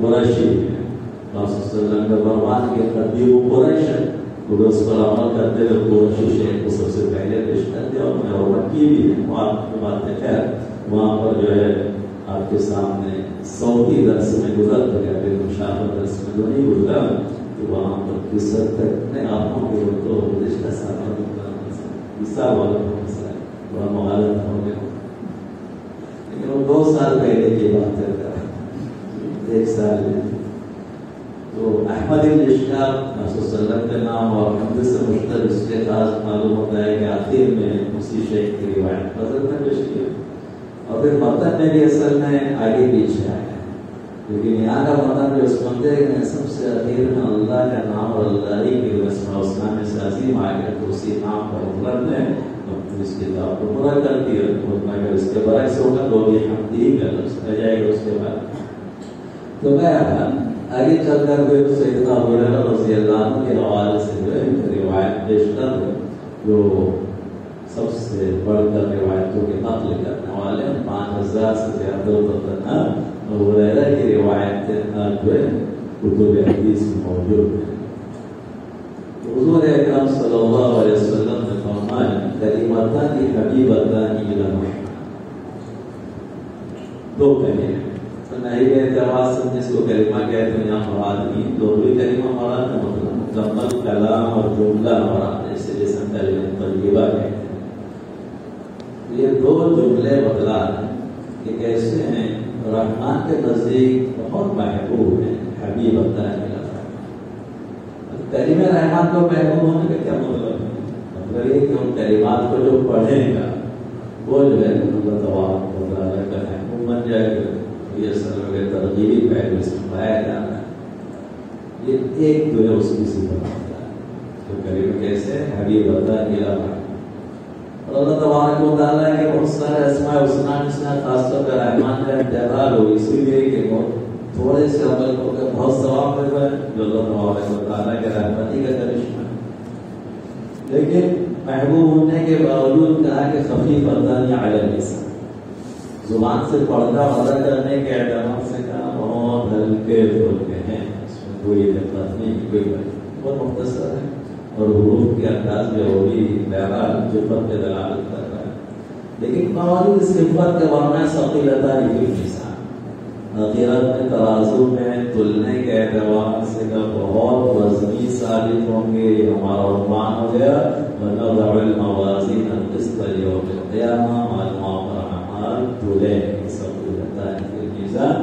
وہ میزان ہو کر تو روایت میں تو میزان کا لفظ آئے گا، لیکن جو ہماری آیت عنوان ہے موازین ہے، جمع کا صیغہ ہے، اس سے معلوم ہوتا ہے کئی ترازو ہو گئے، لہذا بہت سارے حضرات امام راضی رحمۃ اللہ علیہ سمجھ بھی اسی طرف گئے، یا تو افراد کے اعتبار سے یا پھر اعمال کے اعتبار سے، جیسے مدینہ بھی ہر چیز کے ایک ساتھ ترازو نہیں ہوتی ہے نا، سونے چاندی کی ترازو الگ رہے گا، تھوڑا بڑا ٹرک بھی آج کل آپ جانتے تولتے ہیں اس کی ترازو الگ ہے، وہاں سونا لے کے جائیں گے تولنے کو تو آپ کی عقل نکال دیں گے پھر ایسی صورت میں، تو اسی طرح کے وہاں قلبی عمل کے لیے جوارح کے اعمال، لسانی عمل ممکن ہے کہ الگ الگ ترازو، لیکن حافظ ابن حجر رحمۃ اللہ علیہ بڑی جماعت اس کے قائل ہے کہ ترازو تو ایک ہی رہے گی، اور عام طور پہ جو روایتوں میں تلنے کی تفصیلات جو اس سے اسی کی زیادت تعین ہوتی ہوتا ہے، لیکن تفہیماً عبدال کے کثرت اعمال اور کثرت افراد ہیں، اس کے اعتبار سے اس کو جو موازی سے تعلیم اور بعض موازی کو موصول کی جمع بھی قرار دے رہے ہیں، تو ایسی صورت میں موصولات کے اعتبار سے جو ہے وہ جو چیزیں اس کو وزن نہیں کی جا رہی ہے تو اس کے اعتبار سے جمع کر سے لے، تو بہرحال یہ بڑی تفصیل سے جو ہے اس کی اہمیت بتلائی کہ کلمے جو ہیں وہ دو بڑے اللہ کے نزدیک محبوب بھی ہے، زبان سے ادائیگی کے اعتبار سے بہت آسان بھی ہے، لیکن اس کے باوجود فرمائیں کہ آخرت میں ترازو میں بہت وزنی ثابت ہو گئے. جب اتنی تفصیل سنے گا نہیں، ظاہر بات ہے کہ ہمارا تن گوش اور متوجہ ہو جائے گا. صحابہ جو ہے بالکل توجہ سے کہ آخر اور کون سے کلمات اس کی اتنی ساری فضیلتیں ہیں، تو جب آدمی پوری طرح متوجہ اور کوئی بات سامنے ہے بڑے شوق سے وہ سننا چاہے، ظاہر بات ہے کہ اس کے دل و دماغ میں اچھی طرح فٹ ہو جائے گی، بیٹھ جائے گی. اس کے لیے آپ نے اختیار کیا، اور اکثر شاعرین اس کو جو ہے خبر مقدر قرار دے رہی اسی تشویق کے لیے. وہ یہ امام رحمۃ اللہ علیہ وغیرہ حضرات نام ترتیب کے مطابق جو ہے اس کو مبتدا آگے جو کلمات آ رہے ہیں اس کو جو خبر قرار دیا. تو بہرحال پہلا کلمہ ہے سبحان اللہ وبحمدہ، اور پھر اس کے بعد دوسرا کلمہ ہے سبحان اللہ. تو وہ یہاں پر ذکر کی اہمیت اور فضیلت بتائی جائے. یہ سبحان اللہ جو ہے ہم ہمیشہ سنتے ہیں، بہرحال یہ تنزیہی کلمہ ہے. مطلب ہے کہ اللہ تبارک و تعالیٰ کی صفات جو دو طریقے ہیں. ایک تو وہ صفات ہیں جو مختلف کمالات کے اس بات پر دلالت کرے. ایک وہ ہے جو تنزیہی کلمات ہیں، مطلب نقائص اور عیوب کی نفی کرے، کمزوری کی نفی پر دلالت کرے. تو سبحان میں وہی تنزیہی کلمہ ہے. باقی یہاں پر کہ نقائص اور عیوب سے اللہ کی ذات پاک ہے، اس کی ایسی کوئی تفہیم اور تخصیص نہیں ہے، بالکل عام رکھا گیا ہے. اس کا مطلب ہے کہ تمام عیوب سب نقائص سے اللہ تبارک و تعالیٰ کی اس کی جو ہے تعالیٰ ہے، پاک ہے، منزہ ہے، جو بتایا سبحان. اور پھر اس کے بعد آگے جو ہے اللہ تبارک و تعالیٰ کا شکر ادا کیا جائے اور بحمدی گئے اس بات پر کہ اللہ کی کہتے ہیں نعمتیں ہوں ہماری تسبیح کا معنی ہے سبحان اللہ. یہ خود اللہ تبارک و تعالیٰ کی نعمت ہے، تو کہ اللہ نے کو توفیق دی اپنے اللہ کی تسبیح پڑھی. تو یہ وہ بحمدی جو اللہ کے تعریف اور شکر کا کلمہ ہے. تو دوسری طرف جو اللہ تبارک و تعالیٰ کے لیے سارے کمالات کا اثبات کر رہا ہے. تو تنزیہی جو صفات ہے اللہ تبارک و تعالیٰ ہے اسی کو اصل میں صفات جلالی کہا جائے گا. اور جو اثباتی صفات ہیں اللہ علیم ہے، خبیر ہے، علم اور حکمت، ساری چیزیں سب منبسط. تو یہ جو ہے صفات اکرام کہلائے گے. اسی لیے اللہ تبارک و تعالیٰ جو ہے ذو الجلال والاکرام تبارک اسم ربک ذی الجلال والاکرام. تو ذو الجلال والاکرام میں اللہ تبارک و تعالیٰ جو گیا مثبت اور منفی اعتبار سے جو اس صفات میں سب کا ایک طریقے سے تصویر آئے سمجھا جائے. یہ پہلا کلمہ ہے سبحان اللہ بحمدہ. اور میں سبحان اللہ بحمدہ کے تعلق سے بخاری شریف میں خود روایت ہے کہ آدمی اگر 100 مرتبہ پڑھ لے تو اللہ تبارک و تعالیٰ اس کے گناہوں کو جو ہے معاف کر دیتے ہیں. بڑی کثرت کے لیے مبالغۃ تشبیہ سمندر کے دھیان کا تذکرہ آ گیا ہے. البتہ ہمارے پاس شاعرین ابن بطال وغیرہ بعضوں سے نقل کرتے ہیں کہ اصل میں جو اس طریقے کے فضائل ہے وہ کیا جو پاکیزہ اور دینی زندگی گزارنے والے ان لوگوں کے لیے، ورنہ آدمی جو ہے مکمل اپنے آپ کو معاشی اور گناہوں میں آلودہ رکھے اور 1-2 منٹ 2 سیکنڈ چند کلمات پڑھ کے سمجھنے کے سارا معاملہ حل ہو جائے گا، ایسا نہیں. لیکن خیر اس میں تو کوئی دو رائے نہیں کہ اللہ کا کلام ہے، اللہ کی جو ہے تعریف کی جا رہی ہے، تسبیح ہے، دینا اس کا فائدہ تو جیسا کہ اس کو سنی سنتے ہیں تو اس بات اس کے گناہ کے مطابق تجربہ کی وجہ سے اس کو جو فائدہ ہوگا. تو یہ پہلا کلمہ ہے. تو اس میں یہ ثواب مطلع ہے کہ 100 دن. تو یہاں دیکھیے ایک مسئلہ تسبیحات اور ذکر اور اس کا کہ عدد کا آتا ہے کہ جو مختلف عدد کے اعتبار سے فضیلت ہے اس میں اضافے کی گنجائش بھی ہے. جیسے نماز کے بعد کی تسبیحات مشہور جو عدد ہے اس میں 33 کا تذکرہ آئے گا سبحان اللہ الحمدللہ. تو آدمی زیادہ پڑھ سکتا ہے. اس سلسلے میں بعض تو بہت سخت موقع ہے خیال کہ جب اللہ رسول کی طرف سے عدد آ گیا تو گویا اس کے آگے ہی بڑھنا چاہیے، استادی سمجھی جائے گی.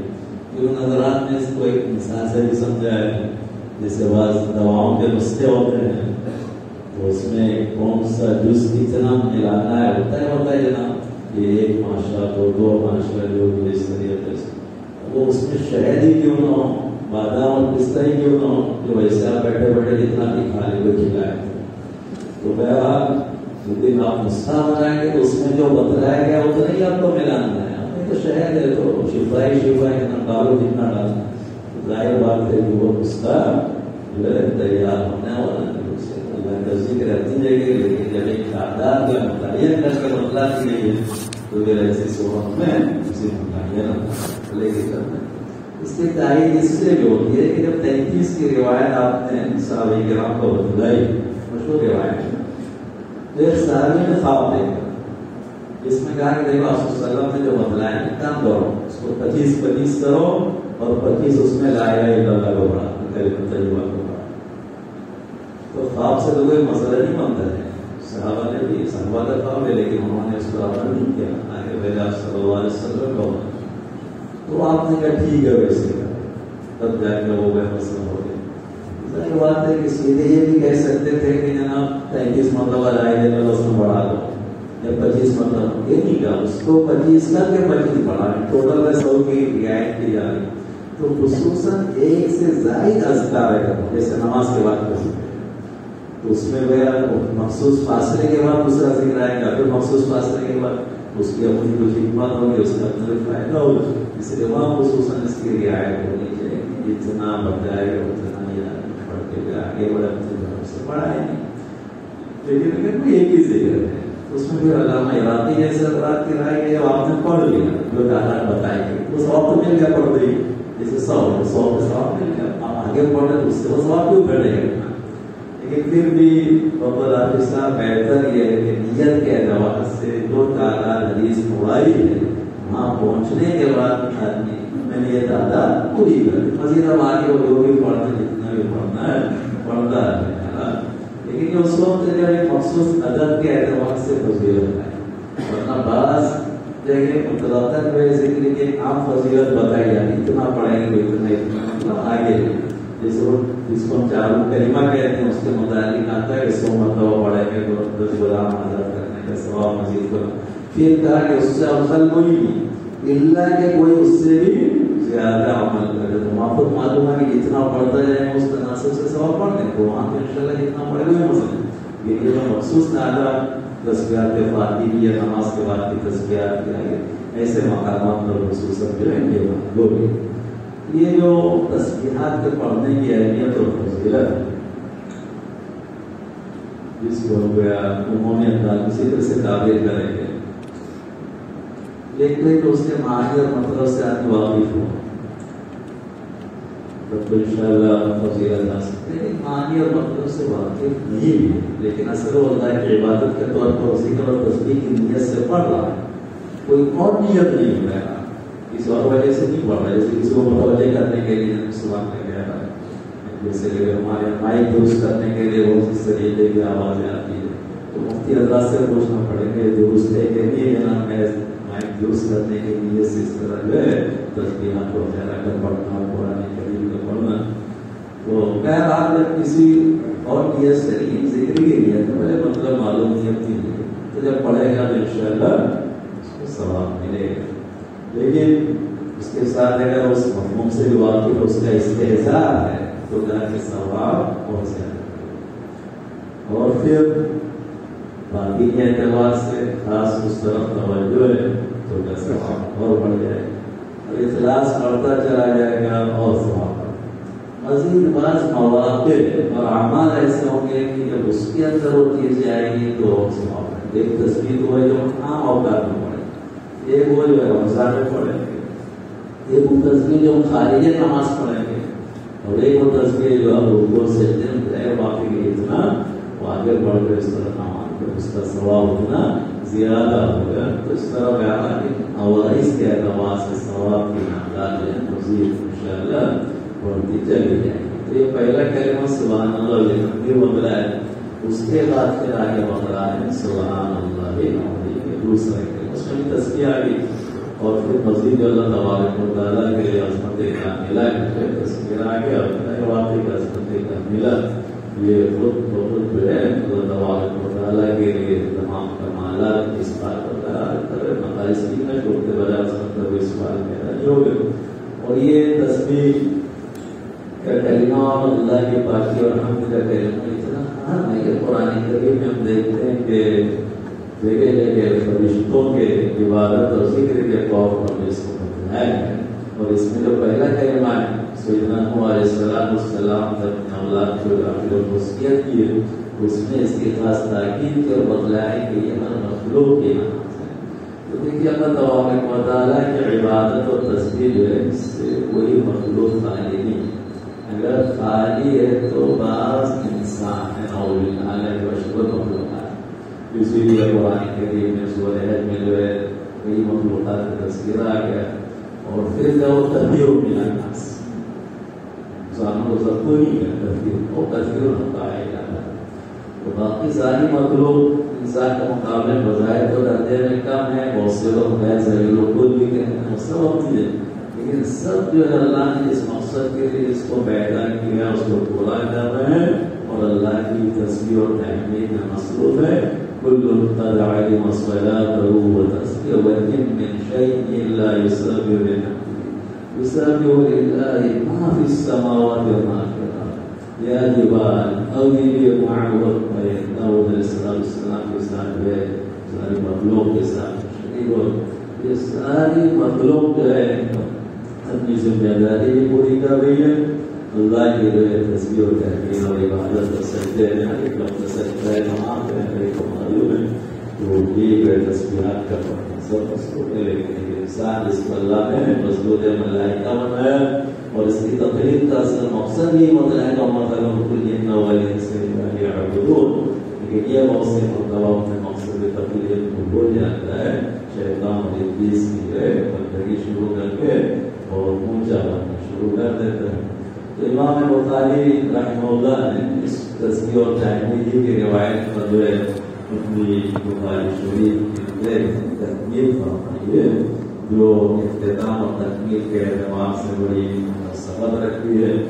ایک تو یہ ہے کہ اللہ کا ذکر ہے اور ذکر بہت اونچا عمل ہے کر اللہ کو یاد کرنا سب ذکر یاد کرنا ہے جو مختلف کلمات کو ادا کرنا اس کے علاوہ زیادہ اس پر اس کا اطلاع ہوتا ہے.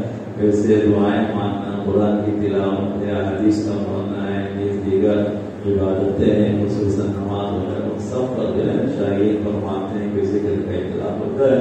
اسی لیے جب اذان ہو جائے جمعہ کے دن تو فسعوا الی ذکری کا سرکار کے اوپر نماز پڑھنا ہے ذکر میں کہہ دیا اور ذکر کی مختلف قسمیں جو ہے اس کے حصے سے بھی عارفین بتلاتے ہیں کہ آنکھوں کا ذکر کیا ہے نا رونا اللہ کی یاد کا رونا جنت کے شوق سے اپنے گناہوں پر رونا. اسی طرح زبان کا ذکر تو خیر معلوم ہے مشہور سب جانتے ہیں جو بھی فضائل کی چیزیں اس کو زبان سے ادا کرنا لا الہ الا اللہ سبحان اللہ اور قرآن کریم وغیرہ. آنکھوں کا ذکر ہے اللہ تبارک و تعالیٰ کے ان ساری مخلوقات کے اندر کوئی آدمی دیکھ کر غور و فکر کر کے اس طریقے سے جو ہے اللہ کی قدرت کو سامنے رکھتے ہوئے اللہ کے اللہ کے کلام اور اللہ کے باتوں کو سننا یہ جو ہے ایک طریقے سے کانوں کا ذکر ہو گیا اور مزید جو اپنے دل و دماغ کے ذریعے ذات و صفات میں اور پھر شرعی احکامات کے دلائل میں اور فکر کرنا اس سے آگے بڑھنا اور اپنے دل و دل پر جو ہے خوف اور رجا کی کیفیت کو طاغی رکھنا یہ کا قلبی ذکر ہے. اور تسلیم اور رضا کا پیکر بنا رہے آدمی اللہ کے ہر فیصلے پر جو ہے سر تسلیم کم ہے ہمارے کے بتائی ہو اچھا لگے نہ لگے پسندیدہ اور تکلیف دہ اور تسلیم اور رضا یہ پھر ہمارا روحانی ذکر ہو جائے گا روح کا ذکر سمجھیں وجہ سے پیار اور دیگر جو جواب ہے اس کا اللہ کی اطاعت میں لگے رہنا یہ ذکر ہے. اور نماز میں ہمارے سارے جواب ایک طریقے سے اللہ تبارک و تعالیٰ کے ذکر میں لگے ہوئے یاد میں لگے ہوئے. اسی لیے جو ہے فسعوا الی ذکر اللہ کہہ کے نماز کو خصوصاً کہا کے ذکر سے تعبیر فرمایا. تو سیدنا آدم علیہ نبینا علیہ السلام کو سب سے پہلے جب ان کا روح پھونک کر اللہ نے ان کو زندگی بخشی ہے تو روایت میں آتا ہے کہ حضرت کو چھینک آئی اور چھینک آتے ہی اللہ کی طرف سے ان کو میدان جو دماغ میں اللہ کی طرف سے انہوں نے کوئی آپ کی ہماری طرف مختاری وغیرہ نہیں پڑی تھی اور الحمدللہ گئے اور سب سے پہلا کلمہ جو اس انسان کی زبان سے نکل رہا ہے انسان کے وجود میں آنے کے بعد زندگی پانے کے بعد وہ ہے اللہ تبارک و تعالیٰ کی تعریف اور اللہ کی تعریف ہوئے اور انسان ہونا تو خیر اللہ کی طرف سے مزید رحمت کی دعائیں بھی ملی پھر تو ملائکہ کا جب گروہ بیٹھا ہوا ہے جاکے ان کو سلام کرو جاکے حضرت نے سلام کیا تو لوگوں نے وعلیکم السلام ورحمۃ اللہ کہتے ہوئے اضافہ کے رحمۃ اللہ کا جواب دیا تو پھر کیا فرمایا یہ کیا ہے تحیتک و تحیت ذریتک و تحیت روایت تمہاری اولاد کے آئندہ آپس میں ملاقات کے وقت سلامی کے یہ الفاظ ہوتا ہے اسلام نے تحیہ کرنا مبارک اور بہترین دیا ہے جو جنت سے شروع ہو چکا ہے اس دنیا میں بھی باقی اور آخر میں پھر جنت میں بھی باقی رہے گا سلام قول من رب رحیم ملائکہ سلام کہیں گے نام بلکہ سلام سبیلے سے آپس میں کے سلام ہوں گا اس نے تذکرہ کے جنتوں کے تعلق سے اس سلام پر چھوڑ کر اپنے اپنے علاقے زبان یا دیگر تہذیبوں سے معروف اور متاثر ہو کر دیگر اصطلاح شروع کر دے یہ ہماری بڑی حماقت اور بیوقوفی کی بات ہے ہم کو ہر جگہ اسلام نے ہم کو جو طریقہ اور تہذیب اور تمدن اور جو مسائل اور احکامات دیے اس کو سینے سے لگائے اس کی پابندی کرنا چاہیے اور بہت سی مرتبہ اسلام کے دائرے میں رہتے ہوئے ہم لوگ جدائی کے وقت خدا حافظ کہتے تھے سمجھتے ہم اسلامیہ پتہ کر دیا جیسے ملاقات پہ سلام مشہور ہے جدائی کے وقت سلام اصل مشہور ہے دونوں وقت یہ جو جامع اور کامل دعائیہ کلمہ اس کو استعمال کیا کرے ہماری اپنی جو نقل لڑائی دیگر الفاظ کو شروع کرنے کے بجائے اور یہ سلام تو ہم نماز کے اندر بڑے عمومی انداز میں استعمال کرتے ہیں السلام علیکم وعلی عباد اللہ الصالحین صالح جیسے ابتدا کے لباس ہمارے صحابہ کرام جو ہے السلام علی جبرائیل السلام علی میکائیل وغیرہ نام لے کے سلام کیا آپ نے سنا تو کہا کہ اس کی ضرورت نہیں آپ نے یہ سکھایا وہ ایک ہی جملے میں سارے لوگ آگے سارے سوالین آگے چاہے وہ رشتے ہو انسان اور نماز کے چھوڑنے کو ہم جائے گا سخت بڑی ہے حتیٰ کہ ہم نے بات ایمان تو کفر کے قائل ہے اور بہت سے تو سیدھے اس کو جینے کے اب سے محروم کرنے کا قائل ہے تو شاہین کہتے وہ اسی لیے کہ نماز چھوڑ کے عبادت اللہ کا رب ہے لیکن کوئی بندے کا بھی حق ہے نماز چھوڑنا والا بیک وقت اللہ کا بھی حق مان ہے بندے کا بھی حق مان ہے اس لیے جب بھی آپ نماز پڑھیں گے تحیات میں السلام علیکم وعلی عباد اللہ الصالحین کہیں گے سارے صالحین کے لیے سلامتی کی دعائیں دے رہے ہیں اور اس سے وہ محرومی ہو رہی ہے تو ہم کو اگر ان دعاؤں کو حاصل کرنا ہے تو اس کے لیے ہم کو چاہیے کہ ہم اپنے آپ کو صالح بنانے کی فکر کریں صالح بن جائیں گے تو لاکھوں کروڑوں لوگوں کی طرف سے نماز کے اندر اس کو سلامتی کی دعائیں کریں گے ماشاءاللہ اس کا بیڑا ہے پار ہو جائے گا تو ابتدا ہماری ہونے وہی الحمدللہ اور امتیاز اسی والے جنتوں کے تعلق سے کیا ہے دعواہم فیہا سبحانک اللہ وتحیتہم فیہا سلام کا بھی وآخر دعواہم ان الحمد للہ رب العالمین تو الحمد سے انسان کا وجود یہاں شروع ہوا اللہ کی عبادت کی ابتدا ہوئی اور اسی الحمد اور میں جنت میں ان کی مجلسوں کا بھی اختتام اللہ تبارک و تعالیٰ کی ہم سنائی بہت بڑی دولت ہے اس کی بیان بہت زیادہ اس کا اہتمام بن جائے اور اس روایت میں طریقے سے کہہ سکتے ہیں کہ جو عقیدے کی اہم بات ہے دو ایک تو اللہ پر عقیدہ سب سے زیادہ ایمان اللہ پر باقی ساری چیزوں میں اللہ کو اس کے ایمان آ رہا ہے اور دوسرا جو ہے آخرت کا اس لیے کہ عقیدتان پھر میزان آئے جب میزان کا تذکرہ ہے اس کا مطلب ہے آخرت کا اعمال تو لیں گے اور قیامت کا عقیدہ ہے تو بہت سی مرتبہ اعمال کی اہمیت کو بتلانے کے لیے ہم دیکھتے ہیں کہ دو کا خاص طور پہ تذکرہ آتا ہے، تو اسی لیے کہ اصل تو حکم اللہ ہے، خالق اللہ ہے، حاکم اللہ ہے، ماننا حکم، لیکن آپ کے حکموں کو مانے گا کب؟ جب اس کو یہ احساس ہو کہ جناب اگر ہم نے حکموں کو نہیں مانا تو سزا ملے گی، بھگتنا پڑے گا، بہت سے قوانین بنتے ہیں دنیا میں، لیکن اس قانون کے اعتبار سے آپ کو اندازہ ہے کہ کوئی زخمی پڑے گا کچھ ہوتا ہے۔ مدرسے نے قانون نافذ کر دیا ہے، لٹکا دیا ہے، لیکن طلبا کو اندازہ ہے کہ کچھ کرنے ہوتے ہیں، ایسی ہوتی ہے، اسے قانون بھی آپ نے دیکھا امتحان پہلے ہو گئے، اس کے بعد نصاب کی تکمیل ہوئی، بہت واضح فرق محسوس کیا ہوگا اساتذہ نے بھی اور ہمارے محبوب طلبا نے بھی، کہ جو امتحان کی فکر میں جو پڑھائی رہا کرتی تھی اور بعد کی جو پڑھائی تھی وہ کیسی تھی، اس لیے کہ وہاں آگے کوئی بچے میں لکھنے اور ثواب کمانے اور جو ہے نمبر کمانے کا مسئلہ ہی نہیں ہے نا، تو ایسے میں جہاں مسئلہ ہوتا ہے وہی توجہ نہیں دیتے، تو جہاں مسئلہ وہاں مسئلہ ہی ہے تو وہاں کیا توجہ دیتے ہیں، تو آپ کو اس کا اندازہ ہوگا۔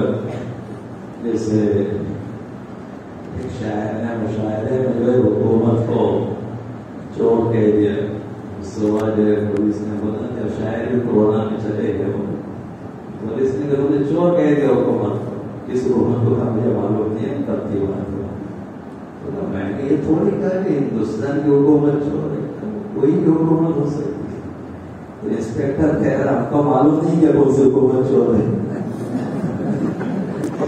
آپ بھی کہیں گے ہم کو معلوم نہیں، آپ کس کو بولتے توجہ سے پڑھا کہ نہیں پڑھا کیا کیا۔ تو ایمان کے اعتبار سے یہ دو بہت ہے، اللہ پر ایمان رکھنا، اسی لیے بعض اعمال کی جب تاکید آپ وسلم کو بیان کرنا ہوگی تو من کان یؤمن باللہ والیوم الآخر، ابتدا اور بین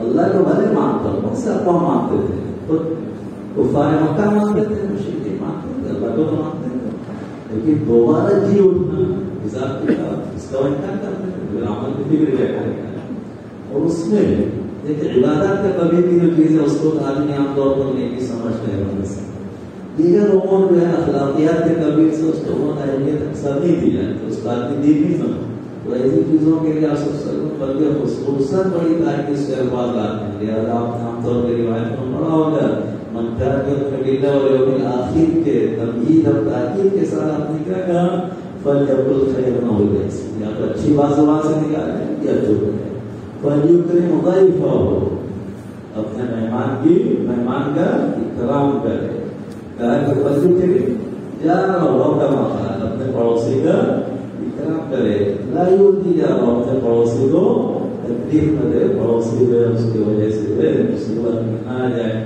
یہاں پر اس طریقے سے ان اعمال کے تعلق سے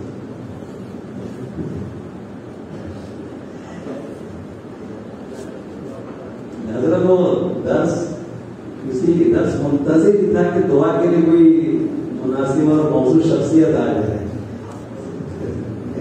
بس اتنی سی، اور درس آپ ہی کا حق تھا، وہ مجبوری تھی جس کی وجہ سے ہم نے اس کو انجام دے دیا، آپ سے گستاخی کے معافی اور معذرت کی طلب کرتے ہیں، لیکن آگے وہ آپ سے درخواست ہماری انتہائی عاجزی کے ساتھ ہے کہ دعا کے ذمہ داری جو آپ سنبھالنا ہے اور اس حادثہ کو شرمندہ ہوتا ہے، جو حضرت والا ماشاءاللہ آئے کرتے ہیں، تو امام بخاری رحمۃ اللہ نے اس تصدیق اور اس کتاب کو مکمل کیا ہے، اور اس میں کو ترغیب ہے کہ ہم زیادہ سے زیادہ وقت اسی تصویرات اور اللہ کی عبادت میں جائیں، وہ آپ